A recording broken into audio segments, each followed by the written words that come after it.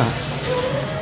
Bully itu suatu tindakan yang melecehkan, merugikan ataupun merendahkan suatu martabat seseorang. Bully itu bisa juga dalam bentuk ucapan ataupun tindakan. Tahu Kak, bullying itu kayak sikap mengganggu atau menyakiti orang lain, baik itu fisik, mental maupun verbal. Menurut kami ya Kak, bullying itu salah satu tindakan secara sengaja, baik verbal maupun secara kita bisa di media sosial untuk menyakiti seseorang gitu.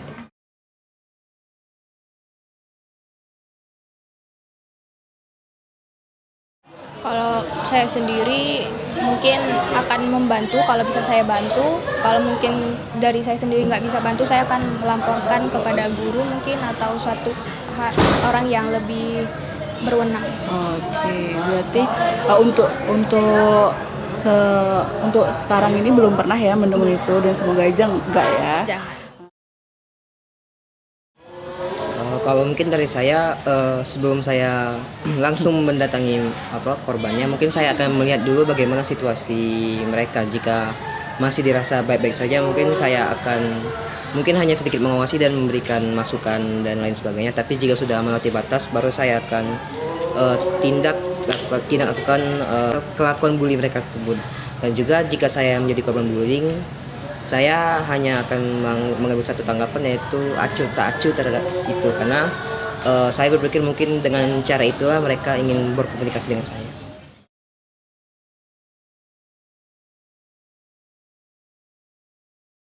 Mungkin ada beberapa faktor, mungkin ya bisa jadi dari faktor keluarga, lingkungan, mungkin bisa jadi dari dirinya sendiri ingin untuk dilihat sama orang lain gitu, untuk mencari mencari atensinya gitu.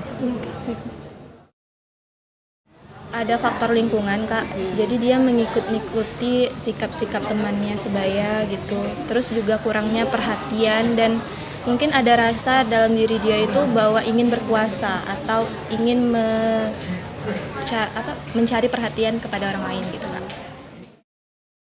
Kalau menurut kami ya Kak, karena berdasarkan pengalaman itu, kalau nggak salah pelakunya itu dia karena dulu pernah menjadi korban pembulian, jadi rasa ingin membalas dendam gitu ya Kak.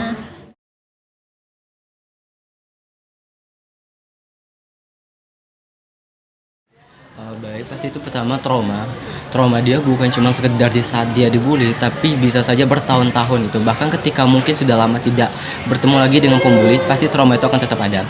Bisa saja juga dia rasa percaya diri dia akan menjadi hilang gitu. Dia pasti akan minder, akan takut untuk bertemu dengan orang baru, akan takut untuk berkenalan dengan orang baru. Dia juga pasti akan terus bisa saja menyalahkan diri dia atas kejadian yang sudah berlalu. Dia akan terus mengucilkan diri dia sendiri, dan dia pun juga secara tidak langsung juga akan menarik diri dari lingkungan di sekitarnya. Mungkin kalau dari saya, yang pertama mereka pasti akan mendapatkan rasa trauma karena akibat dampak dari bullying yang mereka dapatkan, karena ya mungkin akibat dari mereka yang trauma ini, mereka menjadi mengurung diri, menjauh dari lingkungan sosial, dan akibatnya yang paling parah mungkin akan melakukan self harm atau melukai diri sendiri agar melampiaskan emosi mereka.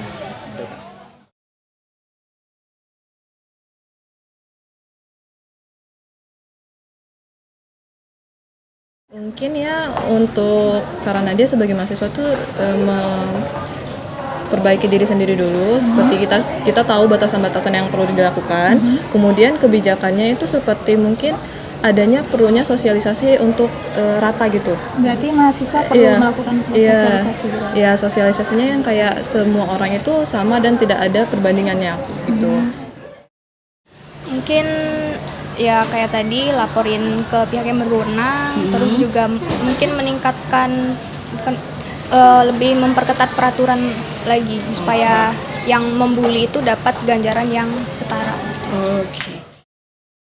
Mungkin kita bisa menegur teman-teman yang melakukan pembulian terhadap teman kita yang lain, dan juga melaporkan apabila kita melihat atau merasakan pembulian dari para pelaku.